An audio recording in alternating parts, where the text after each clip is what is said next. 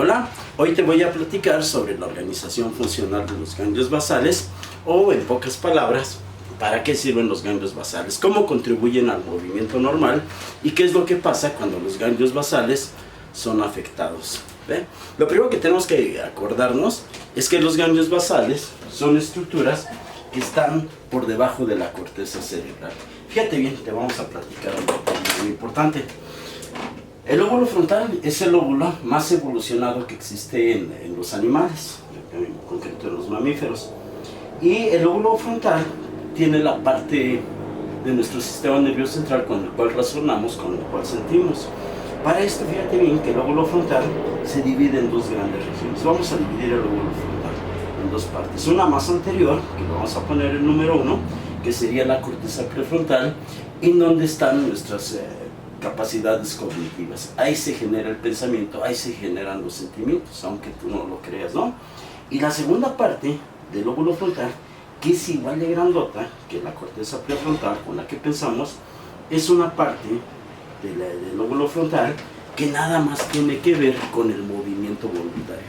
O sea, la mitad del cerebro con el que pensamos, con el que nos hace diferente a nosotros, tiene un componente para pensar, ¿no? Imaginar, tramar cosas, ¿no? Querer, sentir, etcétera, etcétera.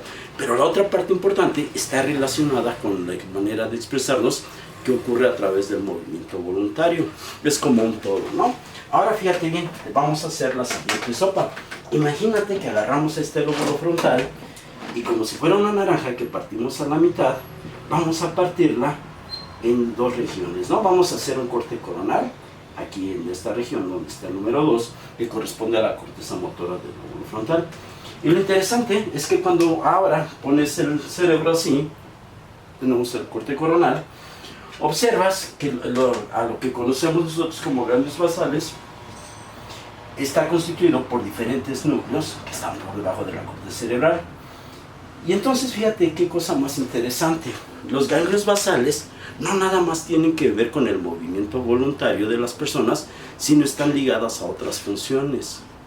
Los sistemas de adicción, por el cual te gusta el alcohol, te gusta alguna chava, o sea, todos los sistemas de adicción, tienen un sustrato importante en la función de los ganglios basales. O sea, los ganglios basales no nada más son para el movimiento, pero es la parte motriz la más estudiada en estos núcleos. Entonces fíjate bien lo que te vamos a enseñar. Vamos a analizar la parte motora de los ganglios basales. Entonces, como hicimos un corte a la mitad, observamos que hay un núcleo que se llama caudado, que está en la parte medial, y otro núcleo que se llama putamen. Pero fíjate qué cosa más interesante. Resulta que el núcleo caudado y el putamen forman una misma estructura, forman un mismo núcleo, tienen diferencias funcionales significativas, pero para fines prácticos vamos a considerar que los dos núcleos contribuyen a lo mismo al movimiento. Eso te lo vamos a explicar. Fíjate bien, lo interesante es que todas las neuronas motoras que parten de la corteza motora, esto sería la corteza motora primaria, esta región, todas las motoneuronas envían sus axones a la parte intermedia entre el núcleo caudado y el putamen, formando esta estructura que tú ya conoces como cápsula interna. ¿Sí me explicó? Es decir, el núcleo caudado y el putamen en los primates están separados por la cápsula interna, pero cuando estudias este circuito o esta estructura motora en roedores, observas que el núcleo caudado y el putamen están pegados. Para fines prácticos, para nuestra clase, vamos a considerar que el putamen y el núcleo caudado forman un solo núcleo, a que le vamos a poner el nombre de cuerpo estriado. Y ahí tenemos el cuerpo estriado. Fíjate bien, junto al putamen hay otro núcleo que es el globo pálido, pero el globo pálido se divide en una parte externa y en otra que sería el globo pálido interno, la parte interna de ese núcleo. Esta separación no es un capricho, sino que se ha demostrado científicamente que la contribución al movimiento de las neuronas del globo pálido es muy externo, es muy diferente a la del globo pálido interno. Ahora, por debajo del globo pálido está el núcleo subtalámico o núcleo de Lewis, como le dicen los antiguos anatomistas, que también forma parte de los ganglios basales.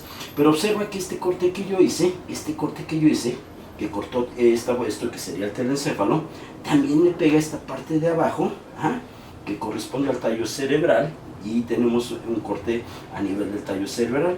En ese corte nosotros observamos unos núcleos que tienen una pigmentación negra, que fueron descritos en 1924 más o menos, y recibieron el nombre de la sustancia negra compacta. Ajá.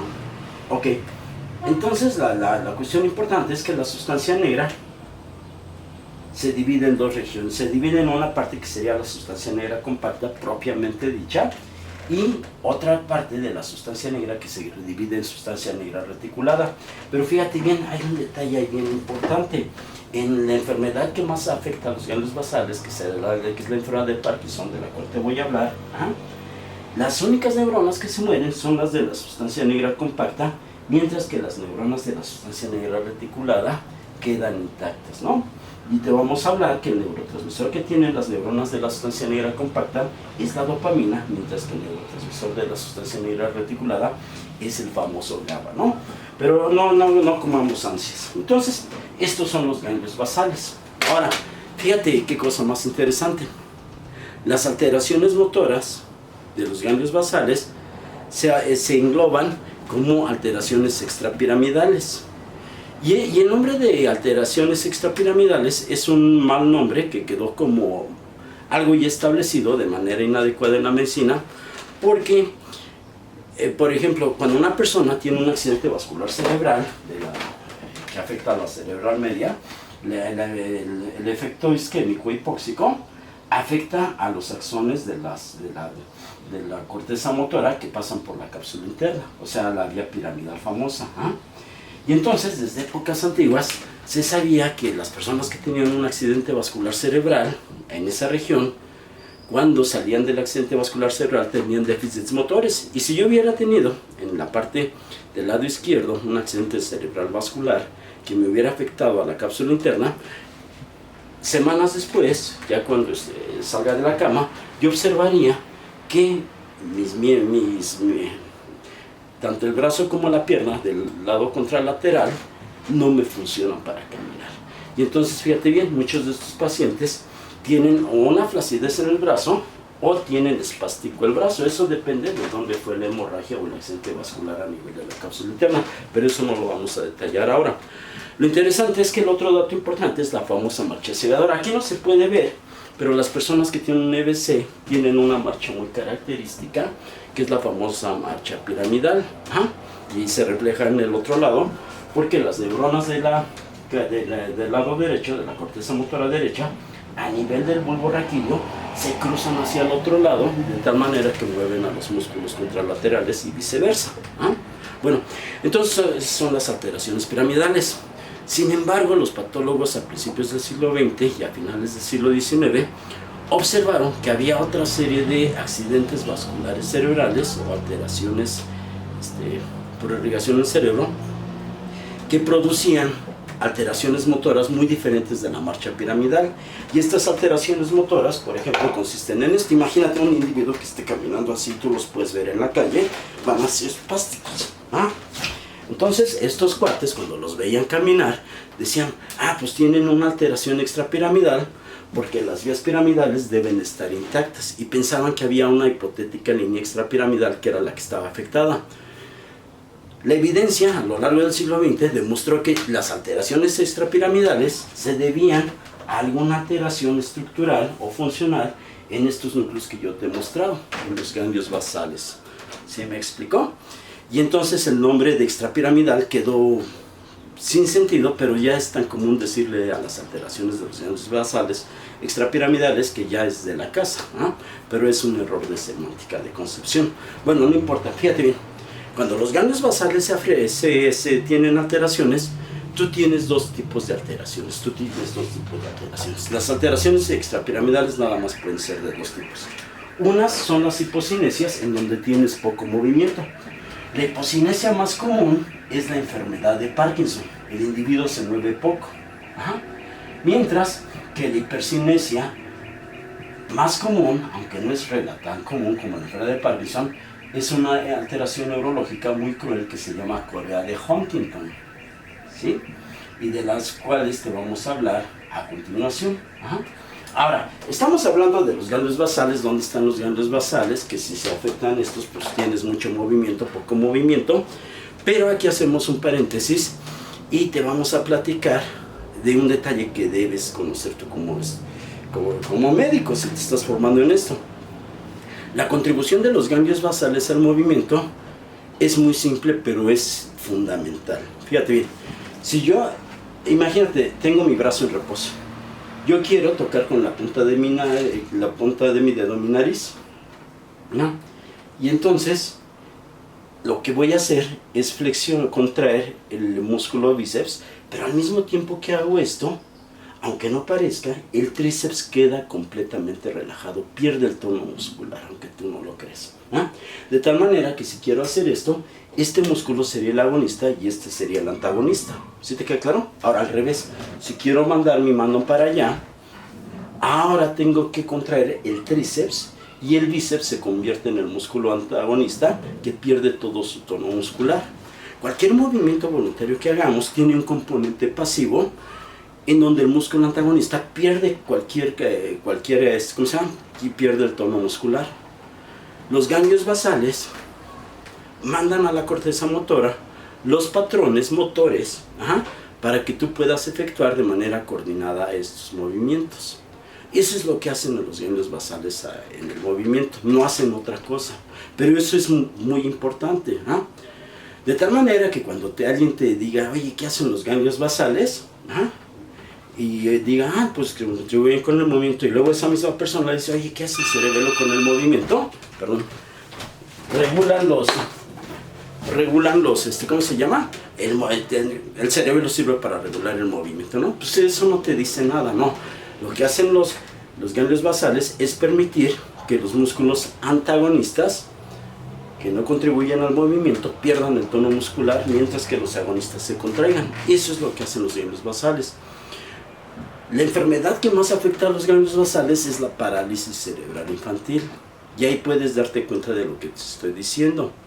La parálisis cerebral infantil tiene su incidencia o ocurre por alteraciones perinatales, es decir, alteraciones que van de la 22ª semana de gestación a la 4ª semana de nacido. Ese es el periodo perinatal. Y por lo general, los insultos a las agresiones que más afectan al cerebro durante esa época son hipoxias y isquemias que ocurren durante el nacimiento. Nunca está de más hacer una cesárea, acuérdate de eso. Nunca he visto que hacer una cesárea de mes esté contraindicado. Bueno, la tranza es que los niños que tienen parálisis cerebral infantil, por lo general son producto, en muchos casos, de partos mal atendidos.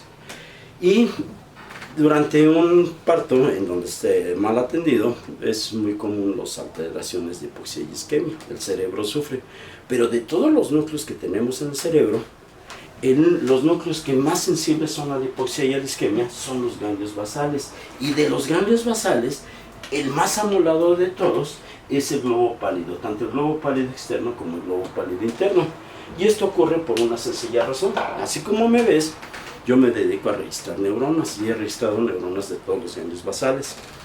Entonces, cuando tú metes un electrodo para registrar en un animal en vivo la actividad eléctrica de las neuronas de los globos pálidos, observas algo que no ocurre en otros núcleos. Las neuronas del globo pálido interno y externo son neuronas que andan disparando en ocasiones a 60 Hz. ¿Qué quiere decir? Que en un segundo generan 60 potenciales de acción. La mayor parte de las neuronas que en otros núcleos del cerebro, aún en ganglios basales, disparan a una frecuencia de 1 o 5 potenciales de acción por segundo. ¿Sí me explico? De 1 a 5 Hz. Entonces, este núcleo tiene neuronas que están en friega y, por lo tanto, necesita un consumo de oxígeno bien cañón. ¿Por qué es importante esta actividad eléctrica en el globo pálido? O sea, esa importante actividad, pues porque es la pila que mueve todo el sistema de los ganglios basales. Por eso es tan sensible, ¿cómo se llama? La hipoxia en estos núcleos. Pero fíjate bien, los niños que tienen parálisis cerebral infantil, la parálisis cerebral infantil se puede presentar de dos maneras. Una que llamamos espástica y otra que se llama discinética. ¿Qué quiero decir espástica? Que ocurre en el 85% de los casos. Bueno, en la espástica tú estás permanentemente contracturado. ¿Se me explicó? Permanentemente contracturado. Esto ocurre porque la lesión que afectó a los ganglios basales hace que todo el sistema motor quede prendido. ¿Se me explicó? O sea, que todos los músculos de de un niño que veas en una carreola de 8 o 9 años, tú vas a observar que el individuo está espástico, pero tiene todos los músculos contraídos. Los sistemas que hacían la relajación y permitían alternancia de movimientos padres están destruidos porque está destruida la estructura que es el ganglio basal, ¿no? Y la otra paracerebral es la discinética, que ocurre en el 15% de las personas, pero en estos individuos no están espásticos, no están tiesos, sino pueden moverse, pero sus movimientos son ¿cómo se llama? Pues totalmente anormales, ¿no?